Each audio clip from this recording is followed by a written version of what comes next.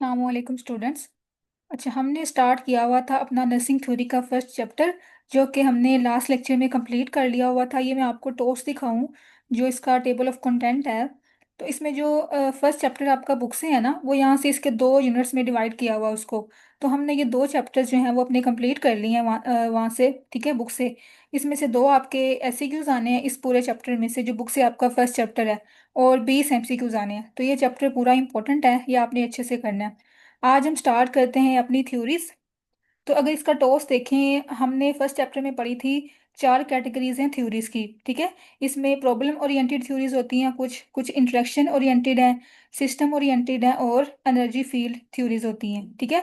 अब इन सब में से हमने फर्दर जो है वो सात, इसमें सात हैं, इसमें आठ हैं, इसमें आगे फर्दर तीन से चार हैं, और इसमें भी आगे तीन कैटेगरीज हैं। इन सब को हमने अब वन बाय वन जो है वो एक्सप्लेन करना है, हर थ्योरी को। तो ये तकरीबन आपकी 23 या 24 तक थ्योरीज होंगी टोटल, जो हमने करनी है आपकी बुक से। तो आज हम स्टार्ट करते हैं फर्स्ट कैटेगरी थ्योरी की, need and problem oriented theory, ठीक है। इसकी जो पहली थ्योरी हमारे पास आती है वो है फ्लोरेंस नाइटिंगेल की थ्योरी, ठीक है। उसके बाद एब्डेला की थ्योरी है, वर्जीनिया हेंडरसन की है। उसके बाद ओरम की सेल्फ केयर थ्योरी है। उसके बाद हॉल की है, और जीन वाटसन की है। तो ये हमारे पास कुछ थ्योरीज हैं, इन सबको हम पढ़ेंगे इस फर्स्ट कैटेगरी में, प्रॉब्लम ओरिएंटेड थ्योरीज में। आज हम स्टार्ट करते हैं अपनी first theory, Florence Nightingale theory, ठीक है, आपकी बुक से। इसका चैप्टर नंबर 2 होगा, ठीक है। फर्स्ट हमने पूरा कंप्लीट कर लिया है। तो आज हम ये थ्योरी स्टार्ट करते हैं। अच्छा, थ्योरी स्टार्ट करने से पहले मैं आपको कुछ पॉइंट्स बता दूं कि आपने हर थ्योरी को कैसे पढ़ना है। इसमें से कौन कौन से आपने ज़्यादा पॉइंट्स अच्छे से करने हैं, ठीक है।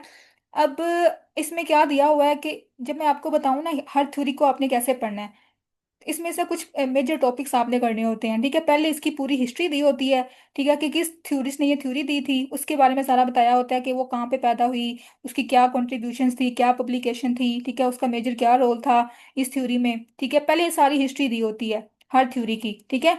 2 से 3 पेजेस जो हैं वो हिस्ट्री के होते हैं। उसके बाद आती है उस थ्योरिस्ट की पूरी थ्योरी, ठीक है, कि उसका मेन फोकस क्या था। जैसे अब हमारे पास क्या है, नाइटिंगेल की थ्योरी, इसका मेन फोकस क्या था, इन्वायरमेंट। तो इसने इन्वायरमेंट थ्योरी दी थी, ठीक है। उसके बाद हिस्ट्री के बाद ये पूरी थ्योरी आ जाती है, उसके अगर कोई कंपोनेंट्स हैं, कोई एलिमेंट्स हैं, वो सारे बताए होते हैं, ठीक है। उस थ्योरी के बाद जो है ना आगे आते हैं मेटा पैराडाइम, ठीक है। ये हमने पढ़े थे फर्स्ट चैप्टर में, 4 कंसेप्ट होते हैं, 4 पैराडाइम्स होते हैं, जिसको हमने हर थ्योरिस्ट के अकॉर्डिंग जो है वो डिफाइन करना है। तो इसके भी हमारे पास 4 मेटा पैराडाइम है, नर्सिंग, हेल्थ, इन्वायरमेंट, ठीक है, और ह्यूमन बीइंग। इन सब को हमने डिफाइन करना है इसके अकॉर्डिंग, नाइटिंगेल के अकॉर्डिंग। ये हर थ्योरी में दिया होगा, ये 4 मेटा पैराडाइम्स। उसके बाद आती है हमारे पास जो नेक्स्ट टॉपिक आता है वो है नर्सिंग प्रोसेस, कि हमने थ्योरिस्ट जो थ्योरी की थी ना, पूरा उसका कंसेप्ट था। जैसे इसकी अब थ्योरी हमारे पास है इन्वायरमेंटल थ्योरी, उसकी और नर्सिंग प्रोसेस को आपस में रिलेट करना है, ठीक है। तो इसमें हम नर्सिंग प्रोसेस को इम्प्लीमेंट करते हैं, जो हमने 5 स्टेप पढ़े थे इसकी, assessment, planning, diagnosis, implementation, evaluation, ठीक है। ये हमने थ्योरी के अकॉर्डिंग करना होता है। उसके बाद जो लास्ट टॉपिक है इसका है वो करेक्टरिस्टिक्स ऑफ थ्योरी। ये भी हमने हर चैप्टर की करनी होती है, हर थ्योरिस्ट की करनी होती हैं, कि उसकी क्या क्या करेक्टरिस्टिक्स हैं। तो ये हमने क्या करना है, ये 4 से 5 टॉपिक्स जो है ना वो हर थ्योरी में करने होते हैं। पहले हिस्ट्री आ जाती है, उसके बाद उसकी मेन थ्योरी आ जाती है, उसके एलिमेंट्स, कंपोनेंट्स जो भी हैं। उसके बाद मेटा पैराडाइम्स आ जाते हैं, उसके बाद करेक्टरिस्टिक्स आ जाती हैं, और नर्सिंग प्रोसेस आ जाता है, ठीक है। तो ये हमारे पास 4 से 5 टॉपिक्स हैं जो हमने हर थ्योरी में करने हैं। आज हम स्टार्ट करते हैं अपनी ये वाली थ्योरी। तो सबसे पहले हम कुछ इसकी हिस्ट्री देख लेते हैं कि इसकी क्या हिस्ट्री है। अब आपने क्या करना है कि ये सारे जो इसमें लिखा हुआ है सारा 3 से 4 पेजेस, आपने इसमें से जो मेन मेन पॉइंट्स हैं ना हिस्ट्री के, वो लिखने हैं, ठीक है। अब आपने यहाँ पे स्टिकी नोट्स का यूज़ करना, आपने एक स्टिकी नोट लगाना है यहाँ पे। और जो जो मैं आपको बता रही हूँ ना, मेन पॉइंट्स जो हाईलाइट किए हुए हैं, वो आपने इस तरह बुलेट्स की फॉर्म में, पॉइंट्स की फॉर्म में यहाँ पे लिख लेना है, ठीक है, ताकि बाद में आपको जो है ना वो अंदर से ढूंढने न पड़े। और यहाँ से मोस्टली एमसीक्यूज आते हैं ज़्यादा, एससीक्यू कभी भी नहीं आया हिस्ट्री से। तो अब हम स्टार्ट करते हैं इसकी हिस्ट्री, ठीक है, जो फ्लोरेंस नाइटिंगेल है। अच्छा, अब आपने क्या करना है, जो भी थ्योरी है ना उसका जो थ्योरिस्ट है उसका आपने फुल नेम याद करना होता है, ठीक है। अब इसका फुल नेम क्या था, फ्लोरेंस नाइटिंगेल। ये कब पैदा हुई थी, 12 मई 1820 को। और अब यहाँ पे एक और एमसीक्यू है कि ये हमारे पास इंटरनेशनल नर्सिस डे भी होता है 12 मई, ये आपको पता है, ठीक है। उसके बाद इसकी जो बर्थ प्लेस थी वो क्या थी, फ्लोरेंस, इटली। अब ये इसके जो है ना सिटी के नाम से इसका नेम है फ्लोरेंस नाइटिंगेल। उसके बाद इसकी जो कुछ जो कंट्रीब्यूशंस थी ना वो इसकी क्रीमियन वॉर में थी। इसने जो है ना नर्सिस को, सॉरी, जो पेशेंट्स हैं उनको जो है ना केयर प्रोवाइड की थी, ठीक है। उसके अलावा इसका जो मेन फोकस था वो इन्वायरमेंट के ऊपर था, सैनिटेशन के ऊपर था। ये आपने पढ़ा होगा F1 के अंदर भी। ठीक है, ये इसका मेन फोकस था। उसके बाद इसको हम लेडी ऑफ द लैम्प भी कहते हैं, नाइटिंगेल को, इसके वर्क की वजह से, ठीक है, इसकी कॉन्ट्रीब्यूशंस की वजह से। और इसमें क्या दिया हुआ है आगे, इसमें इतना कुछ खास नहीं दिया हुआ, बाकी इसमें ये लिखा हुआ है कि इसको जो है ना फाउंडर ऑफ मॉडर्न नर्सिंग भी कहते हैं, ठीक है, या फिर मदर ऑफ मॉडर्न नर्सिंग, ये यहाँ पे एमसी को आपने मार्क कर लेना है। उसके बाद अब इसकी जो डेथ है वो कब हुई थी, at the age of 90 on August 13 in London, ठीक है। तो ये आपने कुछ इसके एमसीक्यूज याद करनी है, इसकी बर्थ प्लेस, डेथ प्लेस, ठीक है, इसकी कंट्रीब्यूशन, इसका कोई टाइटल है तो वो आपने याद कर लें। इसका मेन फोकस क्या था, इसका मेन फोकस जो है वो इन्वायरमेंट के ऊपर था, सैनिटेशन के ऊपर था, ठीक है। ये आगे हम पढ़ते हैं। उसके बाद अब यहाँ पे क्या लिखा हुआ है, ये वही बात है कि जो इसका मेन फोकस था was the control of environment of individuals and families. और इसने कुछ नोट्स लिखे थे, नोट्स ऑन नर्सिंग, जिसमें जिसमें इसने जो है ना इन्वायरमेंट के ऊपर ही फोकस किया था, ठीक है।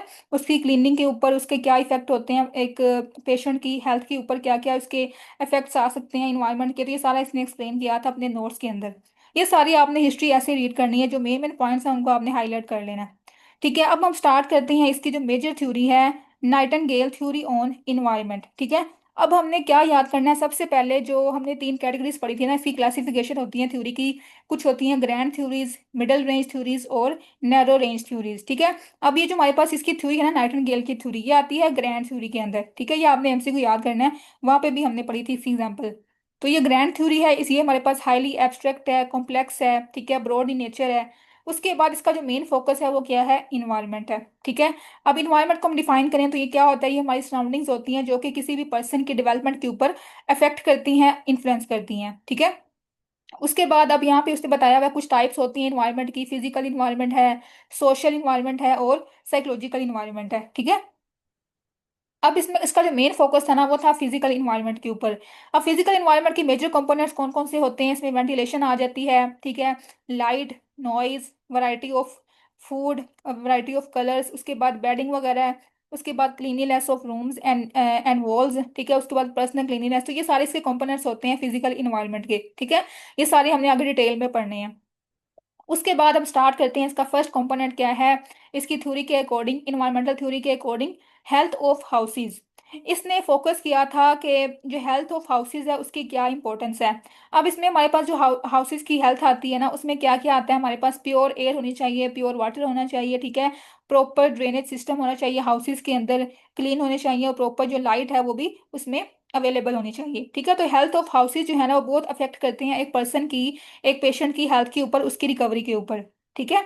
तो इसमें क्या है, उसमें ये भी बताया हुआ, इसमें ये भी इसने बताया कि जो हाउसेस की कंडीशन है ना वो इनसाइड और आउटसाइड दोनों अफेक्ट करती हैं, कि उसकी आउटसाइड पे क्या कंडीशन है, ठीक है, कितनी क्लीनिनेस है, और इसकी इनसाइड क्या है। तो दोनों अगर क्लीन होंगे, दोनों प्रॉपर होंगे, तो तब जो है वो पेशेंट अपनी डिजीजेस जो है ना उससे रिकवर कर जाएगा, और मैक्सिमम जो है अपने आप को प्रिवेंट कर पाएगा, ठीक है।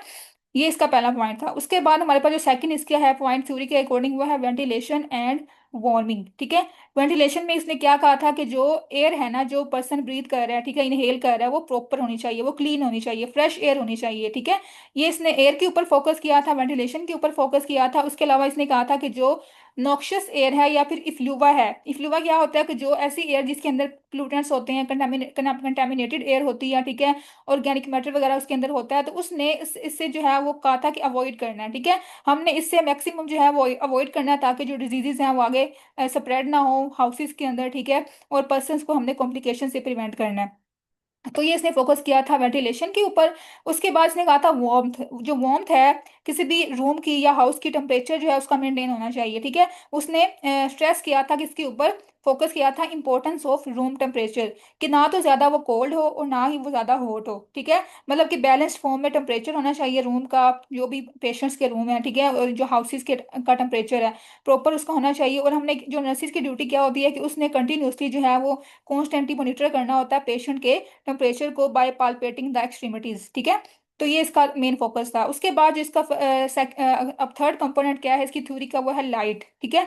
इसने फोकस किया था लाइट के ऊपर, जो डायरेक्ट सनलाइट है उसका क्या रोल होता है एक पर्सन की रिकवरी के ऊपर, ठीक है, एक पर्सन की जो है ना पूरी बॉडी के ऊपर इसके क्या क्या इफेक्ट्स आते हैं। तो इसने कहा था कि हमारे जो हाउसेज हैं वो इस तरह से हमने डिजाइन करने हैं कि प्रॉपर जो सनलाइट है ना वो भी फॉल करनी चाहिए रूम्स के अंदर, हाउसेस के अंदर। डे लाइट जो है वो बहुत ज़्यादा इंपॉर्टेंट होती है पेशेंट्स को रिकवर करने में, उनको जो है ना उसकी उनकी हेल्थ को मेंटेन करने में। तो इसने फोकस किया था डे लाइट के ऊपर, सनलाइट के ऊपर, ठीक है, उसके क्या क्या इफेक्ट्स होते हैं पर्सन्स की हेल्थ के ऊपर। उसके बाद क्या है इसका नेक्स्ट कंपोनेंट, नॉइज, ठीक है। जो नॉइज है वो एक मेजर इन्वायरमेंटल एलिमेंट है, मेजर इन्वायरमेंटल इशू है, जो कि मेजर रोल प्ले करता है स्लीप के ऊपर, ठीक है। इसका मेजर इफेक्ट होता है कि जो नॉइज है वो स्लीप को जो है वो डिस्टर्ब करता है, ठीक है। और जब स्लीप प्रॉपर नहीं होगी पेशेंट की, पर्सन की, तो उससे जो भी उसकी आगे एबिलिटीज हैं वो अपना जो डेली टास्क है वो परफॉर्म नहीं कर पाएगा, ठीक है। तो नर्सिस का क्या रोल होता है कि उसने जो है ना नॉइजेस को कम से कम करना है। उनकी रिस्पॉन्सिबिलिटीज होती है कि उसने नॉइजेस को असेस करके उनको स्टॉप करना होता है, जिस काइंड का भी नॉइज आ रहा है, ठीक है। रेडियोज हैं, टेलीविजन हैं, अलार्म्स, बीप्स वगैरह जो भी वार्ड में है, उन सबको इसने प्रॉपर जो है वो उसके सोने के टाइम पे जो है क्लोज कर देना है, ठीक है, ऑफ कर देना है, और इसको प्रॉपर असेस करके अवॉइड करना है, ठीक है। उसके बाद क्या है हमारे पास नेक्स्ट कंपोनेंट इसका थ्योरी का, वो है वैरायटी, ठीक है। वैरायटी, उसने उसने क्या कहा था कि जो इन्वायरमेंट है ना पर्सन का या पेशेंट का, उसके अंदर वैरायटी होनी चाहिए। मतलब कि उसके जो कलर्स हैं या जो भी फॉर्म्स हैं उसके अंदर चेंजेस आने चाहिए। जैसे कि अब कोई हम अंदर प्लांट्स ले आए उसके रूम में, या फ्लावर्स कलरफुल ले आए, उससे क्या होता है कि उसका जो थोड़ा माइंड है वो डाइवर्ट हो जाएगा, ठीक है, वो ज्यादा रिकवर जल्दी रिकवर हो जाएगा, ठीक है, उसका जो माइंड है वो रिलैक्स फील करेगा। अब इसमें कुछ और एक्टिविटीज भी आ जाती हैं, जैसे कि पेंटिंग वगैरह है, राइटिंग, रीडिंग वगैरह, ये सारी जो है वो क्या किसके तौर पे एक्ट करती हैं, डाइवर्जनल थेरेपी के तौर पे एक्ट करती हैं, ठीक है। तो हमने क्या करना है कि हमने पेशेंट की जो इन्वायरमेंट है उसमें वैरायटी लेके आनी है, ठीक है, चेंजेस लेके आने हैं। उसके बाद जो इसका नेक्स्ट कंपोनेंट है वो है बेड एंड बेडिंग, ठीक है। मतलब कि हमने इसमें बेसिक कंपोनेंट आ जाता है क्लीनिनेस का, कि हमने डर्टी शीट्स, डर्टी बेड्स जो है उससे अवॉइड करना है, उसको प्रॉपर क्लीन करना है, ठीक है। Dirty carpets and walls containing large quantities of organic matter, जो डर्टी वॉल्स होती हैं, जो बेड्स होते हैं, उनमें ज़्यादा बैक्टीरियाज वगैरह होते हैं, ठीक है, ग्रो करते हैं। तो हमने उनको जो है ना आगे इन्फेक्शन का जो है ना वो रिस्क होता है पेशेंट्स को, तो हमने इनको जो है वो क्लीन करना है टाइमली। टाइमली जो है ना डेली बेसिस पे हमने इनको चेंज करना होता है, ठीक है, बेडिंग को और जो उनके होते हैं कारपेट्स वगैरह, ठीक है। उसके बाद अब यहाँ पे नर्सेज की लिखी हुई रिस्पॉन्सिबिलिटीज क्या होती हैं कि उन्होंने बेड को क्लीन करना होता है, उसको ड्राई रखना होता है, और प्रॉपर पोजिशनिंग करनी होती है पेशेंट की फॉर मैक्सिमम कंफर्ट, ठीक है। उसके बाद हमारे पास जो नेक्स्ट कंपोनेंट है इसकी थ्योरी का, वो है पर्सनल क्लीनलीनेस, ठीक है। अब जो क्लीनलीनेस का कंसेप्ट है ना वो सब पे अप्लाई होता है, पेशेंट पे भी, नर्स पे भी, और इन्वायरमेंट के ऊपर भी, ठीक है। तो हमने क्या करना है, हमने तीनों के जो है ना तीनों से रिलेटेड जो है वो हमने क्लीनलीनेस को फोकस करना है। अब इसमें मेजर हमने बात करनी है पर्सनल की, पर्सनल में हमने बात करनी है नर्सिस की। नर्सिस की यहाँ पे बात हो रही है कि जो नर्सिस हैं उनको अपनी क्लीनिनेस का जो है वो ख्याल रखना चाहिए, जो अपने जो है जो भी प्रोसीजर परफॉर्म कर रही हैं डेली बेसिस पे, ठीक है। तो उन्होंने आफ्टर और बिफोर प्रोसीजर जो है अपने हैंड्स को वॉश करना है, क्लीन करना है, ठीक है, उनको प्रॉपर ड्राई करना है, फिर जो है वो कोई भी इंटरवेंशन जो है वो स्टार्ट करनी है, ठीक है। तो इसमें हमारे पास सारी आती है, क्लीनिनेस की बात आती है, प्रॉपर बाथिंग, वॉशिंग और ड्राइंग, ताकि जो इन्फेक्शन है वो आगे स्प्रेड ना हो, और पेशेंट को भी हम प्रिवेंट कर सकें। उसके बाद जो नेक्स्ट कंपोनेंट है इस थ्योरी का, वो है न्यूट्रिशन एंड टेकिंग फूड। मतलब कि हमने जो पेशेंट को फूड देनी है, जो न्यूट्रिशन प्रोवाइड करनी है, वो बैलेंस्ड होनी चाहिए, ठीक है, बैलेंस्ड डाइट प्रोवाइड करनी है, उसमें सारे मैक्रो न्यूट्रिएंट्स हो, माइक्रो न्यूट्रिएंट्स अवेलेबल होने चाहिए। उसके अलावा इसकी जो मील का जो प्रॉपर स्केड्यूल है ना उसके अकॉर्डिंग हमने उसको मील प्रोवाइड करना है, ब्रेकफास्ट, लंच और डिनर, ठीक है, प्रॉपर टाइमिंग के अकॉर्डिंग जो है हमने उसको न्यूट्रिशन प्रोवाइड करनी है, ठीक है, ताकि वो माल नरिश ना हो, स्टारवेशन की तरफ ना जाए, ठीक है, क्योंकि उसकी पहले बॉडी जो है वो उसमें वो ब्रेक डाउन हो रही होती है टिश्यूज की। तो इसमें हमने क्या करना है, उसको प्रॉपर न्यूट्रिशन प्रोवाइड करनी होती है, ठीक है। उसकी क्लिनिकल कंडीशन की बेसिस पे हमने न्यूट्रिएंट्स प्रोवाइड करने होते हैं उसको, ठीक हो गया। उसके बाद हमारे पास क्या है next component, sharing hopes and advices. अब इसका क्या मतलब है कि इसका ये मतलब है कि हमने पेशेंट को या उसकी फैमिली को फॉल्स होप्स नहीं देनी, ठीक है, फॉल्स होप से हमने अवॉइड करना है, ठीक है, और हमने उसको एडवाइस से भी प्रिवेंट करना है कि बल्कि हमने क्या करना है, उनको उनको सपोर्ट करना है, उनको साइकोलॉजिकली इमोशनली सपोर्ट करना है, ना कि उसको हम फॉल्स होप में रखें, ठीक है, फैमिली को भी और पेशेंट को भी। तो हमने इससे क्या करना है, अवॉइड करना है। उसके बाद हमारे पास क्या है, एथिकल या लॉजिकल कंसिडरेशंस आ जाती हैं।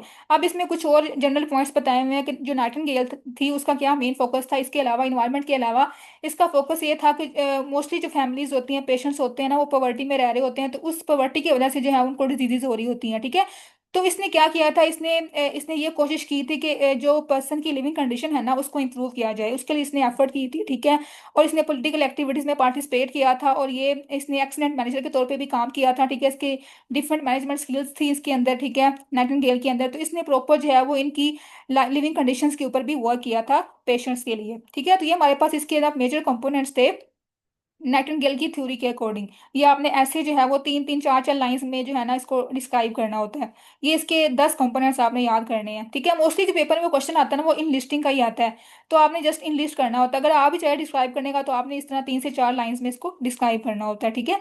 उसके बाद आगे हम देखते हैं इसके पैराडाइम्स, कि इसने इन चारों कॉन्सेप्ट्स को कैसे डिफाइन किया था, जो कि हमने लास्ट लेक्चर में पढ़े थे। सबसे पहले क्या था, नर्सिंग। नर्सिंग को इसने कैसे डिफाइन किया था, इसने कहा था जो नर्सिंग है is to put the patient on the best condition for the nature to act upon him.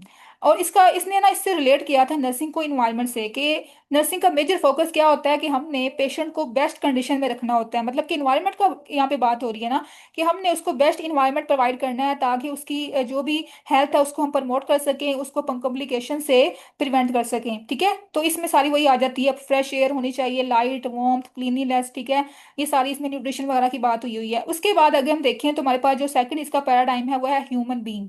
अब इसको प्रॉपर जो है इसने डिफाइन नहीं किया था नाइटिंगेल ने, ठीक है, लेकिन इसने बताया था कि जो रिलेशनशिप है ना इन्वायरमेंट का और ह्यूमन बीइंग का वो है, ठीक है। मतलब कि अगर पेशेंट का जो इन्वायरमेंट है, पर्सन का जो इन्वायरमेंट है, अगर वो अच्छा होगा तो जो ह्यूमन बीइंग है उसकी हेल्थ भी प्रमोट होगी, इंप्रूव होगी, ठीक है। तो इन दोनों का जो रिलेशन है ना वो इसने बताया था नाइटिंगेल ने। उसके बाद जो थर्ड हमारे पास पैराडाइम है वो क्या है, इन्वायरमेंट। इन्वायरमेंट के ऊपर इसने इसका मेजर जो फोकस था, ठीक है, इसने हमने जो भी सारे कंपोनेंट्स पढ़े वो सारे आपने इसमें लिख देने हैं कौन कौन से इसके। इसका मेजर जो था स्ट्रेस वो किसके ऊपर था, फिजिकल इन्वायरमेंट के ऊपर था। इसमें वेंटिलेशंस हैं, वार्मथ, नॉइज, लाइट, टेम्परेचर, ठीक है। उसके अलावा वो हमने पढ़ा न्यूट्रिशन, वैरायटी, सारा कुछ इसमें आ जाएगा। उसके अलावा जो लास्ट पे हमारे पास क्या है पैराडाइम, वो है हेल्थ, ठीक है। हेल्थ को भी इसने प्रॉपर जो है वो डिफाइन नहीं किया था। बाकी इसने कुछ जो है ना इसमें डिस्क्राइब क्या किया था कि nursing should provide care to the healthy as well as the ill and discussed health promotions, ठीक है। उसने कहा था कि नर्सिंग का जो मेजर फंक्शन है वो क्या है, कि उसने हेल्दी और इल पेशेंट्स दोनों को केयर प्रोवाइड करनी होती है, ठीक है। उनकी हेल्थ को प्रमोट करना होता है, उनको इलनेस से प्रिवेंट करना होता है। तो ये इसने जस्ट थोड़ा सा डिस्क्राइब किया था हेल्थ के बारे में, ठीक है। ये हमारे पास चार मेटा पैराडाइम्स थे जो कि इसने प्रॉपर, जिसमें दो जो है इसने डिफाइन किए थे, नर्सिंग को और इन्वायरमेंट को, और जो बाकी दो है इसको इसने प्रॉपर डिफाइन नहीं किया, ठीक है। ये भी आपने याद करना है। उसके बाद ये जो है ना आगे नर्सिंग प्रोसेस, ये आपने जस्ट रीड करना है। इस इधर से कोई भी कभी क्वेश्चन नहीं आया कि नर्सिंग प्रोसेस आप लिखें इस थ्योरी के अकॉर्डिंग, ठीक है। बाकी आपने ये स्टेप पूरे पढ़े हूँ मैं, इसके क्या स्टेप्स हैं, असेसमेंट है, डायग्नोस करना है, फिर हमने प्लान करना है, इंप्लीमेंट करना है और इवेलुएट करना है। अब इसके थ्योरी के अकॉर्डिंग कैसे करना है थोड़ा सा मैं आपको ओवरव्यू दे देती हूँ, कि हमने जो भी हमने ये सारे कंपोनेंट्स पढ़े हैं ना इससे रिलेटेड हमें डाटा लेना है पेशेंट से, ठीक है। असेसमेंट के अंदर हम क्या करते हैं, पेशेंट से डाटा लेते हैं, सब्जेक्टिव डाटा और ऑब्जेक्टिव डाटा, इससे क्वेश्चंस करते हैं, ठीक है। तो हमने सारे इन्वायरमेंट के जो कंपोनेंट्स हैं उनसे रिलेटेड हमने पेशेंट से जो है वो डाटा लेना है, सब्जेक्टिव भी और ऑब्जेक्टिव भी, ठीक है। ये लिखा हुआ सारा, सब्जेक्टिव डाटा भी और ऑब्जेक्टिव डाटा भी। उसके बाद हमने क्या करना है, डायग्नोज बनानी है, ठीक है। डाटा की बेस पे हमने डायग्नोज बनानी है, ठीक है। उसके बाद हमने प्लानिंग करनी है कि जो जो लैकिंग्स आ रही हैं, जो जो इसके इन्वायरमेंट में इश्यूज आ रहे हैं उसको हमने रिजोल्व करने के लिए शॉर्ट टर्म और लॉन्ग टर्म प्लान बनाने हैं, ठीक है।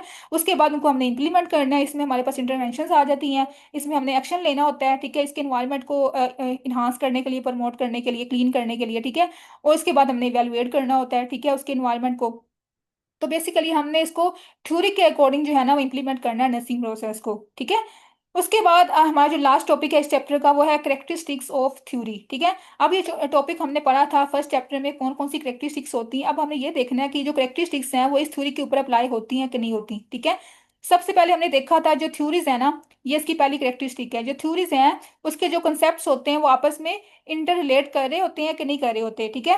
अब ये थ्योरी की पहली करेक्टरिस्टिक क्या है, कि वो इंटर रिलेट कर रहे होते हैं कंसेप्ट, ताकि वो किसी भी फिनोमेना को डिफरेंट वे में जो है वो डिस्क्राइब कर सकें, ठीक है। अब हमने देखना है कि जो हमारे पास नाइटिंगेल की थ्योरी है उसमें ये जो कंसेप्ट है, ये करेक्टरिस्टिक्स है वो अप्लाई हो रही है कि नहीं हो रही, ठीक है।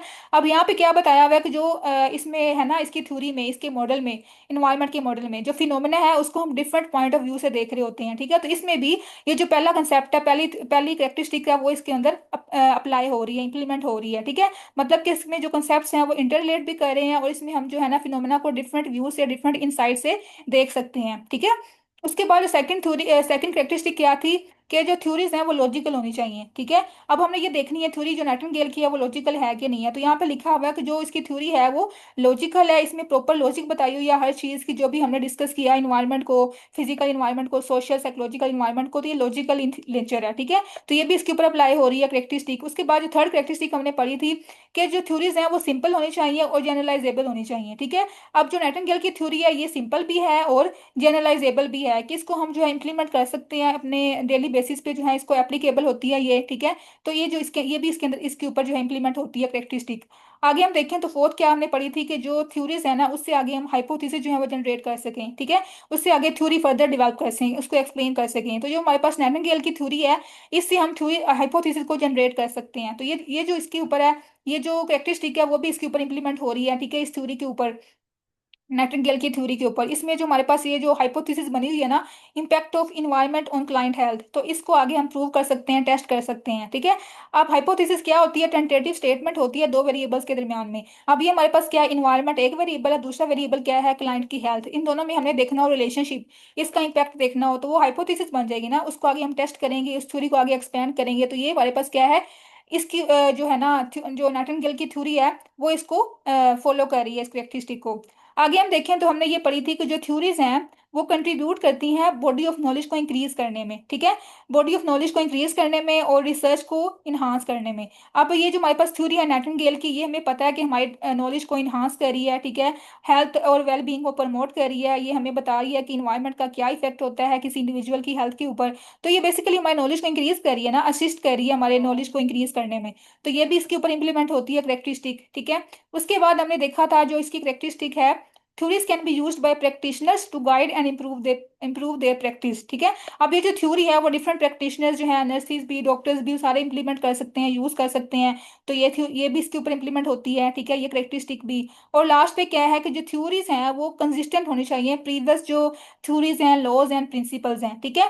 अब हम इसको देखिए नाइटिंगेल की थ्योरी, तो ये भी प्रॉपर कंसिस्टेंट है उनके साथ, किन थ्योरीज के साथ, जो प्रीवियस थ्योरीज हमारे पास इकोलॉजिकल सिस्टम्स हैं, अडेप्टेशन है, इंटरपर्सनल थ्योरीज हैं, इनके साथ ये कंसिस्टेंट है, ठीक है। तो ये हमारे पास ये भी इसके ऊपर अप्लाई होती है। तो अगर हम इसको देखें ओवरऑल, ये सारी जो करेक्टरिस्टिक है ना वो सारी नाइटिंगेल थ्योरी के ऊपर अप्लाई होती है, सारी इसमें प्रेजेंट है, ठीक है। आगे हम कुछ थ्योरीज पढ़ेंगे जिसमें कुछ करेक्टरिस्टिक जो है वो इसमें अप्लाई होती हैं, कुछ नहीं होती। तो आपने क्या एमसीक्यू याद करना है कि इसमें जो सारी करेक्टरिस्टिक्स हमने पढ़ी वो सारी नाइटिंगेल की थ्योरी पे इंप्लीमेंट होती हैं, इसमें प्रेजेंट है, ठीक है। और यहाँ तक हमारा जो चैप्टर था वो सारा कंप्लीट हमने कर लिया। बाकी जो इवैल्यूएशन है वो जस्ट आपने रीड करना होता है कि इस थ्योरी की क्या इवैल्यूएशन है, क्या रिजल्ट्स आए हैं, इसको हम कैसे आगे यूज कर सकते हैं, ठीक है, इसमें क्या लैकिंग्स हैं, क्या लिमिटेशंस हैं, ये जस्ट आपने रीड करना है। हमारा जो मेन चैप्टर है वो यहाँ तक था। तो आज हमने क्या पढ़ा, सबसे पहले हमने कुछ इसकी हिस्ट्री पढ़ी, ठीक है, नाइटिंगेल की थ्योरी की, इसकी क्या कंट्रीब्यूशंस थी, क्या नोट्स उसने दिए थे, इसको हम मॉडल उसको मदर ऑफ नर्सिंग भी कहते हैं, इसके क्या टाइटल्स हैं, ये सारे आपने याद करने हैं एमसीक्यूज के लिए। उसके बाद इसका जो मेन थ्योरी थी हमने मॉडल वो हमने पढ़ा, इसका इन्वायरमेंट का मॉडल, इसके अलावा इसके 10 कंपोनेंट्स थे उसके अकॉर्डिंग, ठीक है, वो हमने अच्छे से करने हैं। और देन हमने पढ़ा इसके जो पैराडाइम्स हैं 4, ठीक है, उन सबको हमने डिफाइन करना है। और लास्ट में हमने ये वाला इसका देखा था करेक्टरिस्टिक्स कौन कौन सी इसके ऊपर अप्लाई हो रही हैं, ठीक है। ये पूरा चैप्टर आपने अच्छे से रीड करना है। उसके बाद ये इसके डायग्राम भी बनाई हुई है, ये भी आपने लाजमी जो है वो यहाँ से कर लेनी है कि ये हमारे पास क्लाइंट है, उसके बाद ये इसका इन्वायरमेंट है, ठीक है, फिजिकल इन्वायरमेंट के क्या क्या कंपोनेंट्स हमने पढ़े हैं ना वो सारे यहाँ पे जो है ना वो शो किए हुए हैं, ठीक है। तो आपने डायग्राम भी कर लेनी है। तो ये आज का लेक्चर हमारा यहाँ तक था। ये सारा आपने रीड करना, कोई भी आपका क्वेश्चन हो तो आपने मुझसे ग्रुप में पूछ लेना है, ठीक है। फिर हम नेक्स्ट लेक्चर में जो है वो अपना जो नेक्स्ट थ्योरी है वो स्टार्ट करेंगे वर्जीनिया हेंडरसन की, ठीक है। ओके, अल्लाह हाफिज।